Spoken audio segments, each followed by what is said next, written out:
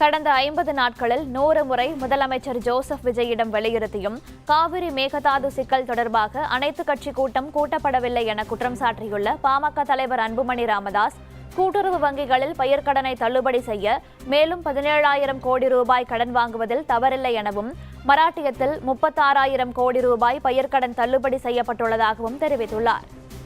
கடந்த 50 நாட்களாக 100 முறை மேகதாது பிரச்சனை, காவிரி பிரச்சனைக்காக அனைத்து கட்சி கூட்டத்தை முதலமைச்சர் அவர்கள் கூட்ட வேண்டும் என நாங்கள் சொல்லியிருக்கின்றோம். ஆனாலும் கூட்டாத முதலமைச்சர் அவர்கள் தொகுதி மறுசீரமைப்பு சம்பந்தமாக தமிழ்நாட்டில் உள்ள மக்களவை, மாநிலங்களவை உறுப்பினர்கள் கூட்டத்தை கூட்டியிருக்கின்றார். இன்னும் இந்த தொகுதி மறுசீரமைப்பு சம்பந்தமாக மத்திய அரசு இன்னும் அறிவிக்கவில்லை. எப்பொழுது சட்ட மசோதா கொண்டு வருவோம் என்று தெரிவிக்கவில்லை. இந்த சூழலில் டீலிமிட்டேஷன் பிரச்சனை சம்பந்தமாக அப்படி தெரிந்து கொள்ள வேண்டும் என்றால் முதலமைச்சர் அவர்கள் அனைத்து கட்சி கூட்டத்தை கூட்ட வேண்டும். அனைத்து மக்களவை, மாநிலங்களவை, அனைத்து எம்பிஸ் கூட்டத்தை கூட்டுவதற்கு என்ன தேவை?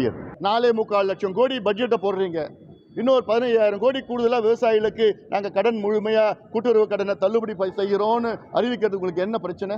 அவ்வளோ விவசாயிகள் உங்களுக்கு ஓட்டு போட்டாங்கல்ல. ஆர்பிஐ இந்த வழிமுறை இதெல்லாம் வேண்டாம். மகாராஷ்டிராவில் பண்ண முடியுது. மகாராஷ்டிராவில் 36,000 கோடி ரூபாய் கடனை தள்ளுபடி பண்ணியிருக்காங்க விவசாயிகளுக்கு. 55 லட்சம் விவசாயிகளுக்கு கடன் தள்ளுபடி பண்ணியிருக்காங்க மகாராஷ்டிராவில். மகாராஷ்டிராவில் பண்ண முடிஞ்சது, உங்களால் பண்ண முடியாதா?